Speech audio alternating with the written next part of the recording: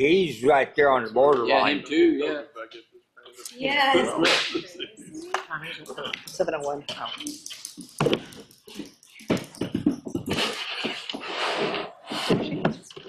Perfect timing. No, it's not. Sort of like Nothing. Alright. I was still on the Don't forget signed in. antiviral when we went to the See, hospital. they did look I only good. had one spot I could but everybody was like paranoid because it was right before. I suppose all is well with you. As I know, Just thought I'd ask the question. several people had an opportunity today to tell me that it wasn't. Do what? I said several people today had an opportunity to tell me it wasn't. Oh, Are you guys ready? Is Yeah, everybody anytime. ready? All right, we're gonna go ahead and call the joint board meeting for the town of Ladoga and Clark Township to order. We're gonna start with the Pledge of Allegiance. David? I pledge allegiance to the flag of the United States, America. to the republic for which it stands, one nation, under God, indivisible, with liberty and justice for all. Ron, if you will lead us. Go ahead and sit down, take your hats off, we'll say a quick prayer and then get started. Father, we thank you that we're able to come here and talk about something that we envision helping the town and the township that we live in. We ask that your wisdom come down and we just use it in abundance to make good decisions and hear out what each person and each entity has to say. And as we walk through this, we do it with the citizens' best interest. We ask these things in your son's name. Amen. All right. First item is minutes approval from February 2nd. Everybody's received a copy? I Okay. did. I'll entertain a motion to. I make a motion, we accept them. Okay. Second. Second? Yeah. All in favor? Aye. Opposed? Okay. Okay. Okay. All right. Introduction, roll call. I'm Amy Holiday, the clerk treasurer for Ladoga. This is Ron Brown, the president, or how do you call me the president? No. Vice president of the council, and Tricia Garcia, council member, and April Bradley on the camera. She's our deputy. I'm Amy Kading. I'm the trustee for Clark Township. Dave Warwick, president and board. Elmer Gilbert, Vice President of the board. Okay. Fire department. Reggie Perry, Fire Chief. Lori Perry, Assistant Chief. Scott Lowe, Assistant Chief. Ray Perry, Firefighter. Roger Perry, Firefighter. Diana Perry. All right. And then our professional advisors. Paige Sansone with Baker Tilly. Dan Chacko, I'm an attorney with FBT Gibbons. All right. Thank you. Yes. Mhm. All right. We'll start with my presentation here. I've been asked by the town and the township to put something together for both entities. Thank you everyone for attending the public hearing tonight. The purpose of this hearing is to provide information to the public as to why a fire territory is being proposed and for public comments to be heard by both the town and the township officials.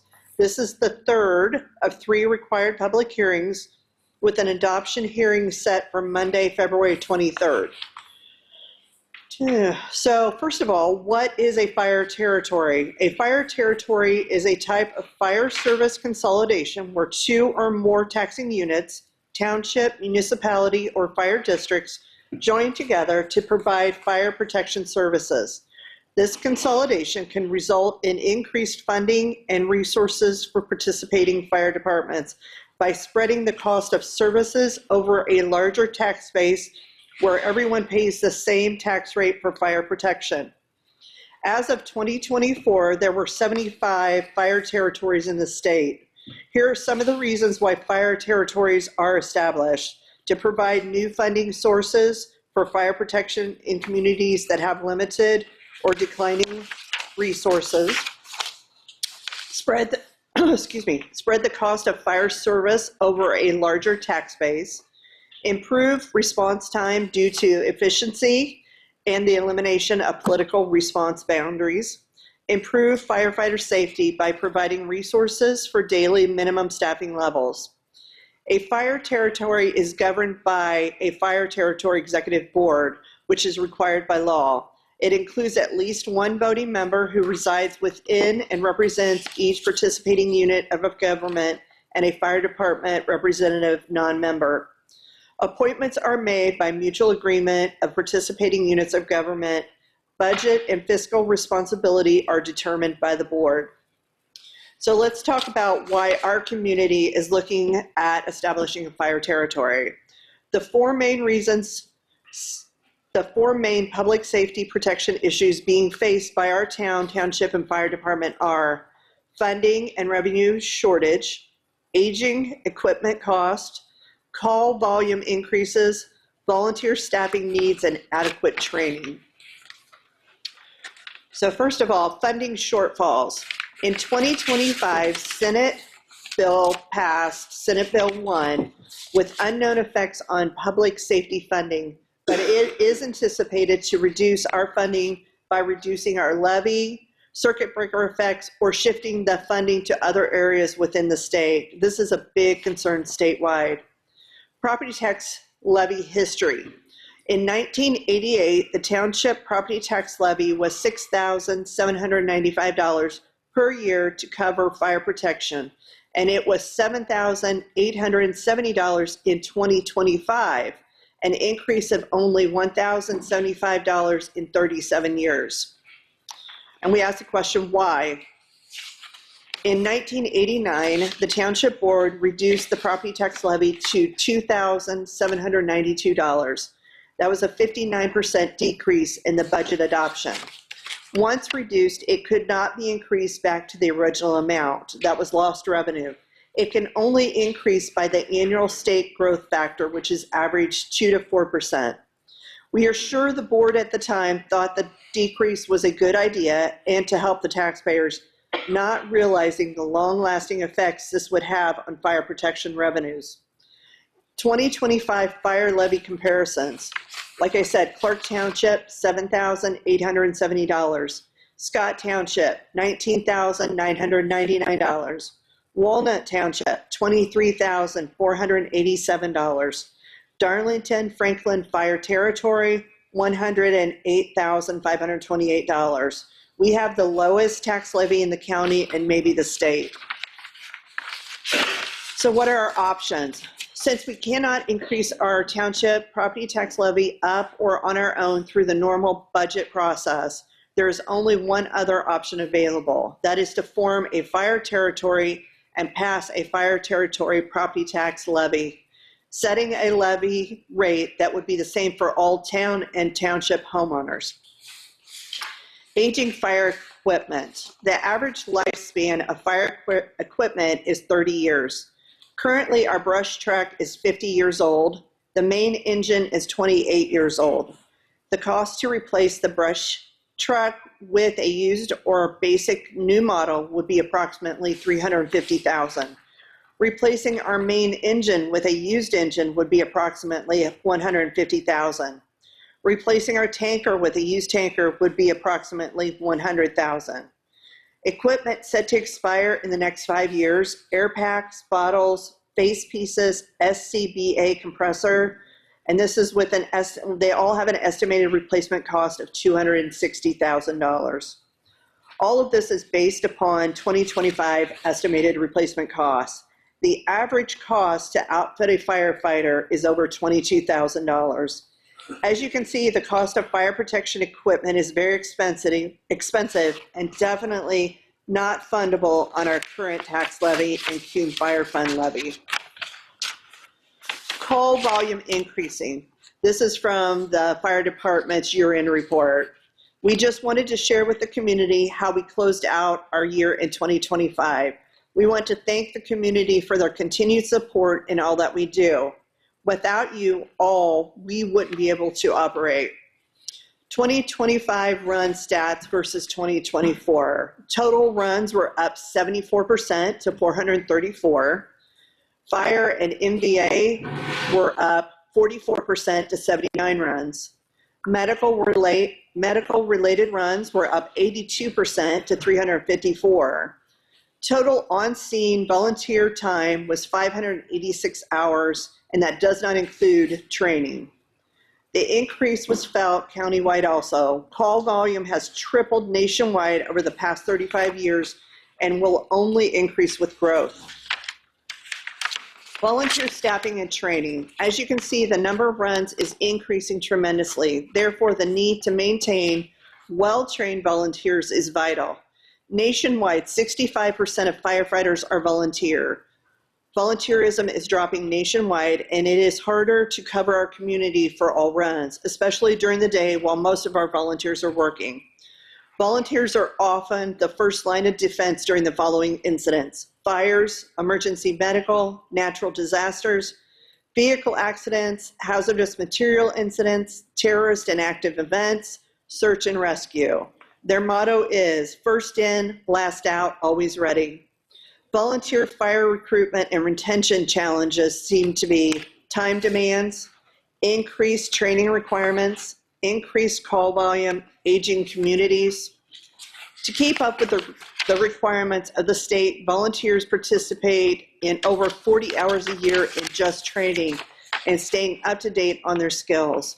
We will need to look hard at what is needed for our community to retain, recruit, train, and reward our volunteers for giving up so much of their personal time to provide life-saving services to our community. Without volunteers, we do not have a fire department. In summary, township government is responsible for fire protection according to Indiana code.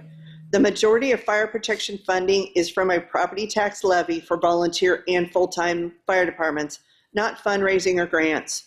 We have survived this long because of good fiscal management by the town, the township, and the fire department. However, we can no longer expect to keep our fire department operating on 1980s revenues with 2026 cost and the continuing increase in runs. Thank you.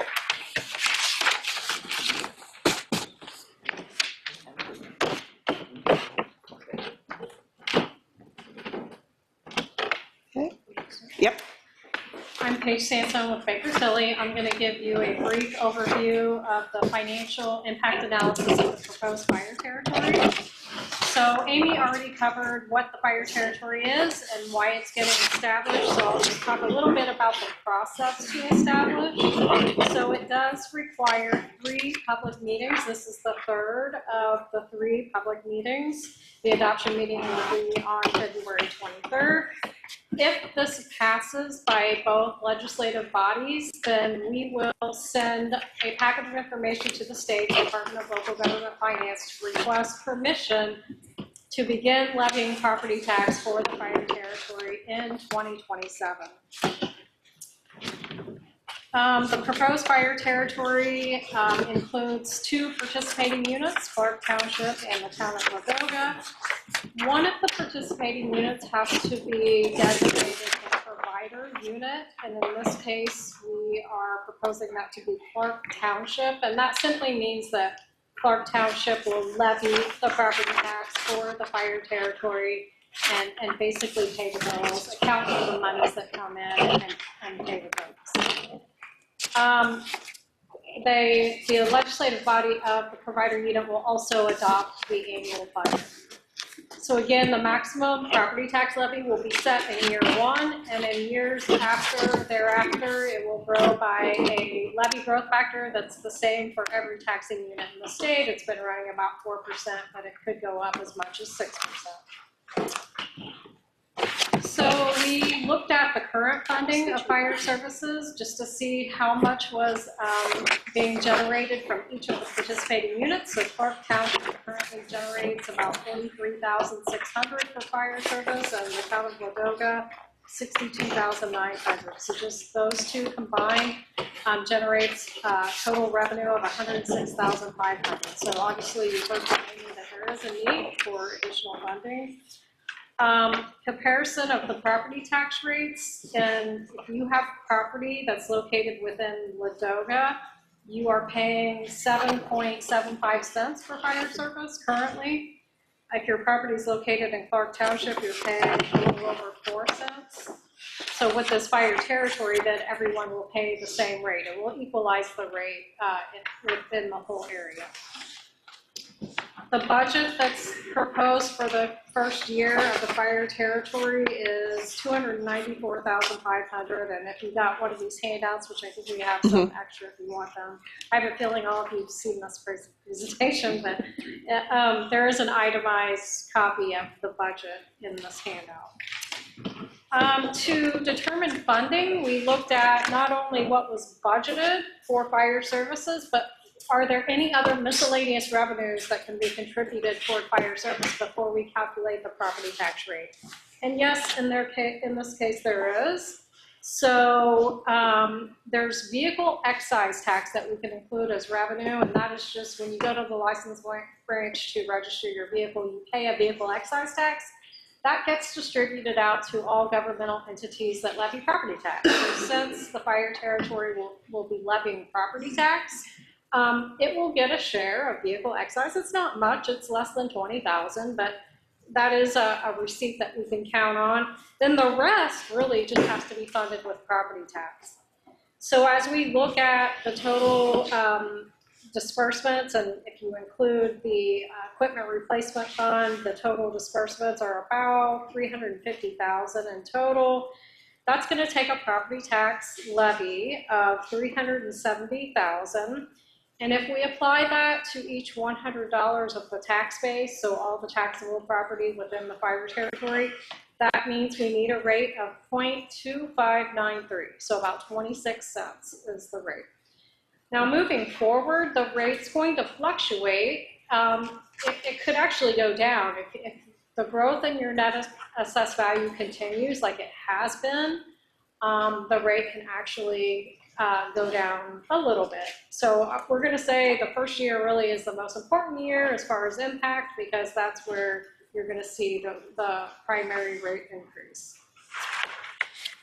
We do need to let you know about any debt service, and neither the township or the town has any outstanding debt service that is supported by property tax. So that's a good thing. If they did, it wouldn't roll into the fire territory anyway, but there is no outstanding debt that's supported by property tax. The fire territory can have debt issued on its behalf, like for large pieces of apparatus or for a station. How that would happen is that one or both of the participating units, the town or the township, can issue debt individually to get that additional capital for your assets. So the estimated impact on the property tax bill, what we had to do is determine how does it impact the district tax rate. So when you pay your property taxes, you pay a district rate that includes the school, the county, the library, maybe the town, a township. It includes all those units of government. So we have to figure out, okay, how does this territory impact that district rate? So there's two taxing districts that are affected here. One is the Clark Township 007 taxing district, and the other one is Ladoga Town 009 taxing district. So for Clark Township, it's a larger increase because that current district rate is a lot lower than the town. So Clark Township's current district rate is 1.5773.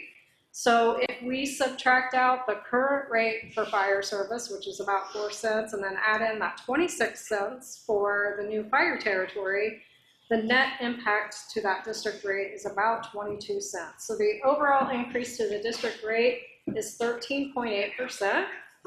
So that's how much a tax bill could potentially go up, or the maximum it would go up is 13.8% for properties located in Clark Township. For properties located in the town of Ladoga, we subtract off the almost 8 cents that is currently taxed for fire service, and then we add back the 26 cents for the new fire territory. So that impact is 7%. So it's a lesser impact in the town because the town's district rate is higher than the township's district rate. So those percentages are important because if you just pick up your current tax bill, you can look it up online through the county's website. If you want to know how it's going to impact you, you would just apply those percentages to your current tax bill. So for Clark Township, you would just take 13.8% of your current tax bill, and that would be the increase, or Ladoga Town, 7.4% times your tax bill would be your estimated increase. So we do have some examples. On a $150,000 residential homestead in Clark Township, the estimated monthly increase is $8 or $93 for the whole year. For Ladoga Town, the estimated increase is $6 per month or $77 for the whole year. The average home value in this area is $228,000. So if we look at that property value, the estimated monthly increase is $13 or $164 for the whole year. Or if the property is located in Ladoga Town, it's $11 monthly increase or $137 per year. We have another example of a $300,000 residential homestead. The increase would be $19 monthly or $230 annual increase. This one gets pushed up to the tax caps. That's why it just hits a certain level and it doesn't pay any more than that. In Ladoga, it's about $16 a month and $192 a month. If you had the handout, you would see that you currently, out of your entire tax bill, you currently pay only $31 for fire service in Clark Township. If this fire territory passes, you will then pay $195 of your tax bill to fire service. In Ladoga Town, if you're a taxpayer there, you're paying only $58 for fire service. That's the part that goes to the fire. And then $195 after the fire territory. Most of your taxes that you pay on your property goes to the South Montgomery School Corporation. And if you're interested, we do have other examples of agricultural land, commercial property, and residential rental property. I'm not going to go through those, but you're welcome to get a handout if you'd like to see those examples. We're also required to talk about how it impacts the overlapping taxing units, like the school, the library, the county. So we do have information in our handout that shows the impacts. And one way it impacts is through the property tax cap credits. So when properties reach a certain limit, a percentage limit of their gross assessed value, they reach what we call a circuit breaker cap or a property tax cap. Once you reach that limit, you don't pay any more regardless of how much the tax rate increases. So there are some properties that are hitting the tax caps in the town of Ladoga, mostly agricultural and residential rental properties. So those properties, if they're at the tax caps, and you can tell that by looking at your tax bill, you won't pay any more in relation to this fire territory. So we do, again, in our handout, have how we think this fire territory is going to impact the overlapping taxing units. And I have to tell you the impact is very minimal because the tax rates are relatively low in this area. So again, if you're interested as to how it's going to impact each of the various units in the county, we have that listed out in the handout. We also have to talk about local income tax. So local income tax is the tax you pay to the state of Indiana depending on what county you live in.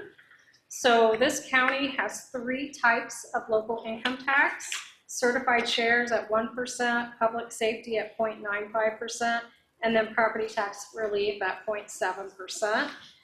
These local income tax revenue, once it's generated, gets distributed out based on how much each unit within the county levies in property tax. So the more the unit levies, the more share of this local income tax it gets. So since the provider unit, Clark Township, will be levying more taxes for this fire territory, they'll get a larger share, or they could potentially get a larger share. However, there was new legislation passed last year that's going to do away with this current local income tax structure by the end of 2027. And there is a year lag time as to when the distributions, or how the distributions are calculated. It's based on how much you levied the previous year. So that said, in 2027 would be the first year of the fire territory, so the distributions would be in 2028. However, 2028 is the first year of the new local income tax distributions that's not based on levy.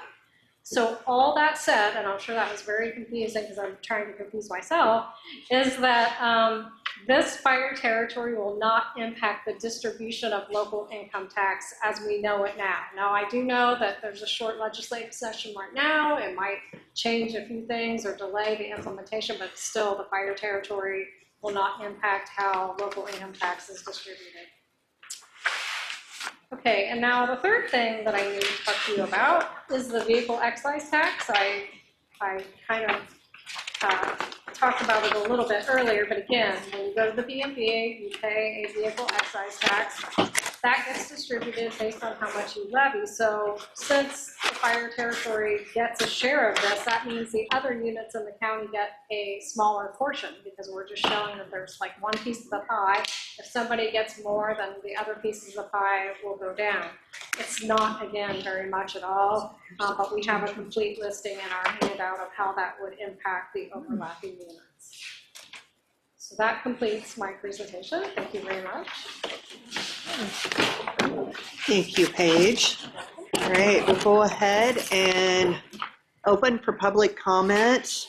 If you're interested in giving public comment, please come to the podium, state your name and address at the podium, and try to keep your comments to about 3 minutes. What if we have questions? What if we have questions for fire department? Okay, that's fine.